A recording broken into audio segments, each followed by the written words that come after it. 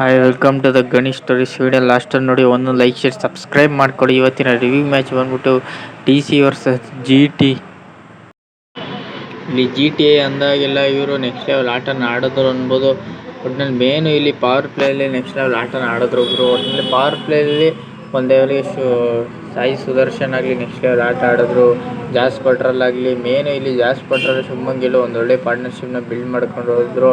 ಒಟ್ಟಿನಲ್ಲಿ ಶುಭ್ಮನ್ ಗಿಲ್ ಲಾಸ್ಟ್ವರೆಗೂ ಮ್ಯಾಚ್ನ ತೊಗೊಂಡೋಗಿದ್ದೆ ಅವರು ಅನ್ಬೋದು. ಜಾಸ್ ಬಟ್ರಲ್ ಆಗಲಿ ಬೇಗನೆ ಔಟ್ ಆದರು.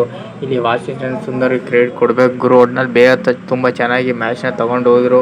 ಒಟ್ಟಿನಲ್ಲಿ ಮೇನು ಇಲ್ಲಿ DC ಬೌಲರು ಅಂತ ಹೇಳ್ಕೊಳ್ಳೋ ಆಟ ಆಡಲಿಲ್ಲ. ಯಾಕೆಂದರೆ ಇಲ್ಲಿ DC ಬೌಲರು ಫಿಲಿಪ್ಸ್ ಅಂತ ಹೇಳ್ಕೊಳ್ಳೋ ಆಟ ಆಡಲಿಲ್ಲ. ಆದರೂ ಮೇನು ಇಲ್ಲಿ ವಾಷಿಂಗ್ಟನ್ ಸುಂದರ್ ಶುಭ್ಮನ್ ಗಿಲ್ ಅವರಿಬ್ಬರು ಒಂದೊಳ್ಳೆ ಪಾರ್ಟ್ನರ್ಶಿಪ್ನ ಬಿಲ್ಡ್ ಮಾಡಿದ್ರು. ಅದರಿಂದನೇ ಮ್ಯಾಚ್ ಟರ್ನ್ ಓವರ್ ಆಗಿದೆ ಅಲ್ಲಿ ಅನ್ಬೋದು. ಒಟ್ಟಿನಲ್ಲಿ ಮ್ಯಾಚ್ ನೆಕ್ಸ್ಟ್ ಲೆವೆಲ್ ಆಟ ಆಡಿದೆ ಅಲ್ಲಿ ಗುರು. ಒಟ್ಟಿನಲ್ಲಿ ನೆಕ್ಸ್ಟ್ ಲೆವೆಲ್ ಆಟ ಅನ್ನೋದಕ್ಕಿಂತ ಇಲ್ಲಿ GT ಯಾವಾಗ ಬೇಕಾಗಿರೋ ರನ್ಗಳನ್ನ ಹೊಡಿಬೇಕಿತ್ತು ಆವಾಗ ರನ್ನ ಹೊಡೆದ್ರು. ಒಟ್ಟಿನಲ್ಲಿ DC ಬೌಲಿಂಗ್ ಮೇಲೆ ಚೆಚ್ಚಿ ಕೆಡಿದ್ರು ಗುರು. ಅಲ್ಲೇ ಮ್ಯಾಚ್ ಟರ್ನ್ ಓವರ್ ಆಗಿದೆ ಅಲ್ಲಿ ಅನ್ಬೋದು. ಏಕೆಂದರೆ DC ಬೌಲರ್ ವಿಚಾರದಲ್ಲಿ ಇಲ್ಲಿ ಮುಖೇಶ್ ಕುಮಾರ್ ಆಗಲಿ ಅಂತ ಹೇಳ್ಕೊಳ್ಳೋ ವಿಕೆಟ್ ತೆಗಿಲಿಲ್ಲ. ಅಕ್ಷಯ್ ಪಟೇಲು ಅಷ್ಟೇ ಅಂತ ಹೇಳ್ಕೊಳ್ಳೋ ವಿಕೆಟ್ ತೆಗಿಲಿಲ್ಲ. ಎಲ್ಲರಿಗಿಂತ ಎಕ್ಸ್ಪೆನ್ಸಿವ್ ಆಗಿದ್ದು ಇಲ್ಲಿ ಮುಖೇಶ್ ಕುಮಾರು.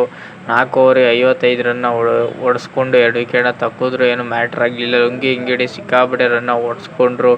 ಇಲ್ಲಿ ಮೇನು ಅಕ್ಷಯ್ ಪಟೇಲು ಅಷ್ಟೇ. ಒಟ್ಟಿನಲ್ಲಿ ಇಲ್ಲಿ ಗೇಮ್ ಚೇಂಜರ್ ಆಗಿದ್ದು ಅಂತ ಹೇಳ್ಕೊಳ್ಳೋ ಬೌಲಿಂಗು ಯಾರೂ ಮಾಡಲಿಲ್ಲ ಗುರು. ನಟರಾಜನ್ಗೆ ಓವರ್ ಕೊಟ್ಟರು ಅಂತ ಹೇಳ್ಕೊಳ್ಳೋ ಬೌಲಿಂಗ್ ಮಾಡಲಿಲ್ಲ.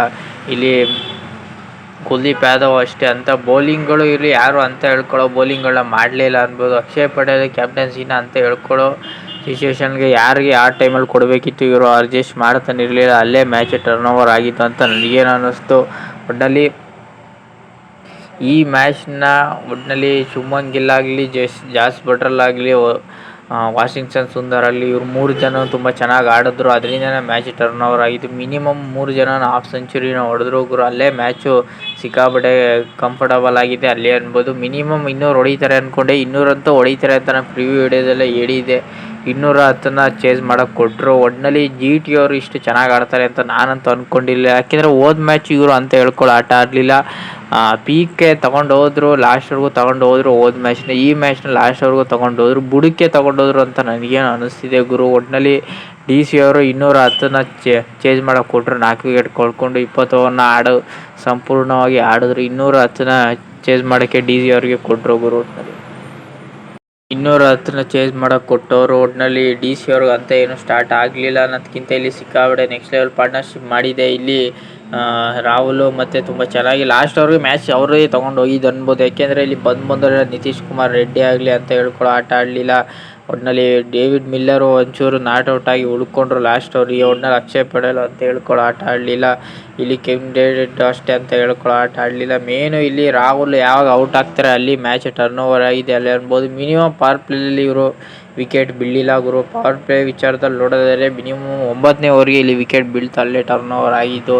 ಇಲ್ಲಿ 10ನೇ ಓವರ್ಗೂ ವಿಕೆಟ್ ಬೀಳ್ತು. ಇಲ್ಲಿ ನಿತೀಶ್ ಕುಮಾರ್ ರೆಡ್ಡಿನೇ ಬೇಗನೆ ಔಟ್ ಆದರು. ಇಲ್ಲಿ ಬಂದವರೆಲ್ಲ ಸಿಕ್ಕಾಪಟ್ಟೆ ಪಾರ್ಟ್ನರ್ಶಿಪ್ ಬಿಲ್ಡ್ ಮಾಡಲಿಲ್ಲ. ಮೇನು ಡೇವಿಡ್ ಮಿಲ್ಲರು ಒಂಚೂರು ನೆಕ್ಸ್ಟ್ ಲೆವೆಲ್ ಆಟ ಆಡಿದ್ದು ಹೊರತು ಅಂತ ಹೇಳ್ಕೊಳ್ಳೋ ಆಟ ಯಾರಿಂದನೂ ಬರಲಿಲ್ಲ. ಯಾಕೆಂದರೆ ಮೊಹಮ್ಮದ್ ಸಿರಾಜ್ ಸಿಕ್ಕಾಪಟ್ಟೆ ಎಕ್ಸ್ಪೆನ್ಸಿವ್ ಆದರು. ಬೇಕಾಗಿರೋ ಟೈಮಲ್ಲಿ ಒಂದು ಕ್ರೂಷಿಯಲ್ ವಿಕೆಟ್ನ ತಗೊಟ್ರು. ರಶೀದ್ ಖಾನು ಅಲ್ಲೇ ಮ್ಯಾಚ್ ಟರ್ನ್ ಓವರ್ ಆಗಿದೆ ಅಲ್ಲಿ ಗುರು. ಒಟ್ಟಿನಲ್ಲಿ ಅಲ್ಲಿ ಮಿನಿಮಮ್ ಟಕಾಟಕ್ ಅಂತ 3 ವಿಕೆಟ್ನ ತೆಗೆದ್ರು. ಅಲ್ಲೇ ಮ್ಯಾಚ್ ಟರ್ನ್ ಓವರ್ ಆಯಿತು. 4 ಓವರ್ಗೆ 3 ವಿಕೆಟ್ನ ತೆಗೆದ್ರು. 17 ಕ್ರೂಷಿಯಲ್ ರನ್ಗಳನ್ನ ಕೊಟ್ಟರು, ಏನು ಮ್ಯಾಟ್ರ್ ಆಗಲಿಲ್ಲ. ಒಟ್ಟಿನಲ್ಲಿ ಮೇನು ಇಲ್ಲಿ ಪ್ರಸಿದ್ಧನ ಸಿಕ್ಕಾಪಟ್ಟೆ ಎಕ್ಸ್ಪೆನ್ಸಿವ್ ಆದರೂ ಮೇನು 2 ಕ್ರೂಷಿಯಲ್ ವಿಕೆಟ್ಗಳನ್ನ ತಗೊಟ್ರು. ರಾಹುಲ್ ಆಗಲಿ ಒಟ್ಟಿನಲ್ಲಿ ಅವ್ರ ವಿಕೆಟ್ನ ತೆಗೆದಾಗಲಿ ಪ್ರಸಿದ್ಧ ಕೃಷ್ಣ, ರಶೀದ್ ಖಾನ್, ಮೊಹಮ್ಮದ್ ಸಿರಾಜ್ ತುಂಬ ಚೆನ್ನಾಗಿ ಬೌಲಿಂಗ್ನ ಮಾಡಿದ್ರು ಗುರು. ಒಟ್ಟಿನಲ್ಲಿ ಸಿಕ್ಕಾಪಟ್ಟೆ ಎಕ್ಸ್ಪೆನ್ಸಿವ್ ಆದರೂ ಬುಡಕ್ಕೆ ತೊಗೊಂಡಿದ್ರು ಮ್ಯಾಚ್ನ ಅಂತ GT ಅವರು ನನಗೇನು ಅನ್ನಿಸ್ತು. ಯಾಕೆಂದರೆ ಈ ಪಿಚ್ಚು ಸಿಕ್ಕಾಪಟ್ಟೆ ಅಡ್ವಾಂಟೇಜ್ ಆಯಿತು DCಗೆ. ಹೋಮಲ್ಲೇ ಇವರು ಪ್ರತಿ ಸಲ ಹಿಂಗೆ ಸಿಕ್ಕಾಪಟ್ಟೆ ಬುಡಕ್ಕೆ ತೊಗೊಂಡೋಗಿ ಮ್ಯಾಚ್ನ ಗೆಲ್ತಿರ್ಲಿಲ್ಲ. ಅದರಿಂದನೇ ಮ್ಯಾಚ್ ಟರ್ನ್ ಓವರ್ ಆಗಿದೆ ಅಲ್ಲಿ ಗುರು. ಒಟ್ಟಿನಲ್ಲಿ ಮ್ಯಾಚ್ ನೆಕ್ಸ್ಟ್ ಲೆವೆಲ್ ಆಗಿದೆ ಅಲ್ಲಿ ಗುರು. ಒಟ್ಟಿನಲ್ಲಿ DC ಅವರು ಇಂಥ ಆಟ ಆಡ್ತಾರೆ ಅಂತ ನಾನಂತೂ ಅಂದ್ಕೊಂಡಿಲ್ಲ. ತೀರಾ ವರ್ಸ್ಟಾಗಿ ಒಟ್ಟಿನಲ್ಲಿ ರಾಹುಲ್ ಅವರು ಲಾಸ್ಟ್ ಅವ್ರಿಗೆ ನಿಂತ್ಕೊಂಡಿದ್ರು. ಇನ್ನು ಸ್ವಲ್ಪ ಹೊತ್ತು ನಿಂತಿದ್ರೆ ಮ್ಯಾಚ್ ಗೆಲ್ಲೋ ಚಾನ್ಸಸ್ ಸಿಕ್ಕಾಪಟ್ಟೆ ಇತ್ತು. 100 ಕೂಡ ಮಿಸ್ ಮಾಡ್ಕೊಂಡ್ರು, ಹಾಫ್ ಸೆಂಚುರಿನ ಹೊಡೆದ್ರು. ಒಟ್ಟಿನಲ್ಲಿ ಪವರ್ ಪ್ಲೇ ಏನೋ ಪಾರ್ಟ್ನರ್ಶಿಪ್ ಬಂತು, ಆ ಪಾರ್ಟ್ನರ್ಶಿಪ್ನ ಇವರು ಆವಾಗಲೇ ಔಟ್ ಮಾಡಿದರೆ ಮ್ಯಾಚ್ ಇಲ್ಲಿವರೆಗೂ ಬರೋ ಚಾನ್ಸಸ್ ಸಿಕ್ಕಾಪಟ್ಟೆ ಕಷ್ಟ ಆಗ್ತಿತ್ತು. ಒಟ್ಟಲ್ಲಿ ಡೇವಿಡ್ ಮಿಲ್ಲರ್ ಇಂಥ ಆಟ ಆಡ್ತಾರೆ ಅಂತ ನಾನಂತೂ ಅಂದ್ಕೊಂಡಿರಲಿಲ್ಲ. 21 ಬಾಲ್ಗೆ 41 ರನ್ ಹೊಡೆದ್ರು, 3 ಸಿಕ್ಸು 3 4.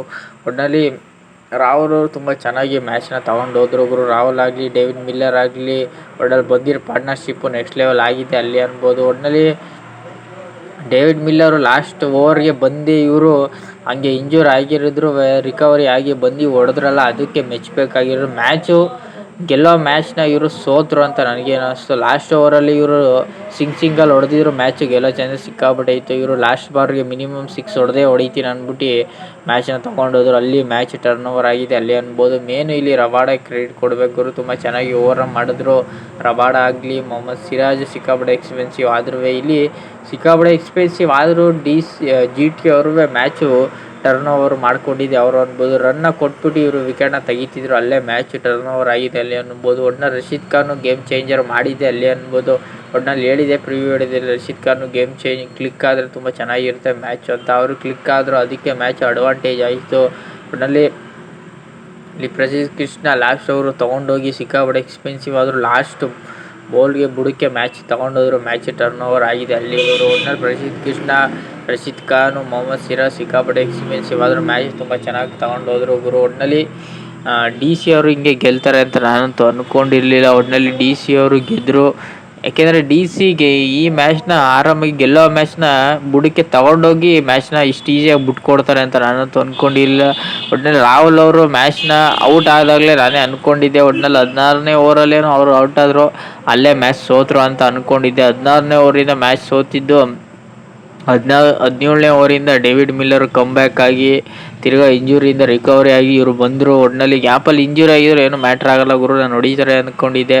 ಒಟ್ಟಲ್ಲಿ ಹೊಡೆದ್ರು. ಒಟ್ಟಿನಲ್ಲಿ ಲಾಸ್ಟ್ ಓವರಲ್ಲಿ ಇವರು ತಲುಪ್ರತಿಷ್ಠೆ ಆಟಗಳನ್ನ ಆಡಿದ್ರು. ಕುಲ್ದೀಪ್ ಯಾದವ್ ಹೊಡೆಯೋಕ್ಕೆ ಬರಲ್ಲ ಅಂದ್ಬಿಟ್ಟು ಇವರು 6 4 ಟ್ರೈ ಮಾಡ್ತಿರಲಿಲ್ಲ, ಬರೀ ಸಿಂಗಲ್ಗಳನ್ನ ಟ್ರೈ ಮಾಡಿದ್ರು, ಅಲ್ಲೇ ಮ್ಯಾಚ್ ಟರ್ನ್ ಓವರ್ ಆಗಿದ್ದು. ಒಟ್ಟಿನಲ್ಲಿ DC ವರ್ಸಸ್ GTಲಿ DC ಗೆಲ್ತಾರೆ ಅಂತ ನಾನು ಪ್ರಿವ್ಯೂ ವಿಡಿಯೋದಲ್ಲಿ ಹೇಳಿದೆ. ಒಟ್ಟಿನಲ್ಲಿ GT ಗೆಲ್ತಾರೆ ಅಂತಲೂ ಹೇಳಿದೆ. ಒಟ್ಟಿನಲ್ಲಿ 2ರಲ್ಲಿ 1 ಅಂತೂ ಗೆಲ್ತಾರೆ ಅಂತ ನಾನಂತೂ ಅಂದ್ಕೊಂಡಿದ್ದೆ. ಒಟ್ಟಿನಲ್ಲಿ ಗೆದ್ದರು. ಒಟ್ಟಿನಲ್ಲಿ ಡ್ರಾ ಆಗೋ ಚಾನ್ಸಸ್ ಸಿಕ್ಕಾಪಟ್ಟೆ ಇತ್ತು. ಆದರೆ ಡೇವಿಡ್ ಮಿಲ್ಲರು ಒಂಚೂರು ನಿಗಾ ವಹಿಸಿ ಆಡಿದರೆ ಒಂಚೂರು ಲಾಸ್ಟಲ್ಲಿ ಮ್ಯಾಚು ಗೆಲ್ಲೋ ಚಾನ್ಸ್ ಸಿಕ್ಕಾಪಟ್ಟೆ ಇರ್ತಿತ್ತು. ಆದರೂ ರಾಹುಲ್ ಯಾವಾಗ ಔಟ್ ಆದರೂ ಆಗ ಡೇವಿಡ್ ಮಿಲ್ಲರ್ ಹೊಡೆಯೋಕ್ಕಾಗಲ್ಲ ಅಂತ ನಾನಂತೂ ಅಂದ್ಕೊಂಡಿದ್ದೆ. ಒಟ್ಟಿನಲ್ಲಿ 17ನೇ ಓವರಲ್ಲಿ ಮ್ಯಾಚ್ ಟರ್ನ್ ಓವರ್ ಆಗಿ 20ನೇ ಓವರಲ್ಲಿ ಮ್ಯಾಚು DC ಕೈಲಿ ಇದ್ದಿದ್ದನ್ನ GT ಕೈಲಿ ಅವರೇ ಬಿಟ್ಕೊಟ್ಟಿದ್ದ ಮ್ಯಾಚ್ ಅಂದ್ಕೊಂಡೆ. ಒಟ್ಟಿನಲ್ಲಿ ಈ ಮ್ಯಾಚ್ನ DC ವರ್ಸಸ್ GTಲಿ ಒಟ್ಟಿನಲ್ಲಿ DC ಅವ್ರು ಗೆಲ್ಲಿಲ್ಲ, GT ಅವ್ರು ಗೆದ್ರು ಗುರು. ಒಟ್ಟಿನಲ್ಲಿ DC ಗೆಲ್ತಾರೆ ಅಂತ ನಾನಂತೂ ಅಂದ್ಕೊಂಡಿದ್ದೆ. ಒಟ್ಟಿನಲ್ಲಿ ಯಾವಾಗ ಇನ್ನೂರು ಹೊಡೆದ್ರು ಅವಾಗ DC ಒಂಚೂರು ಕಷ್ಟಪಟ್ಟರು ಗುರು. ಒಟ್ಟಿನಲ್ಲಿ GT ಅವ್ರು ಗೆದ್ರು ಗುರು. ಒಟ್ಟಿನಲ್ಲಿ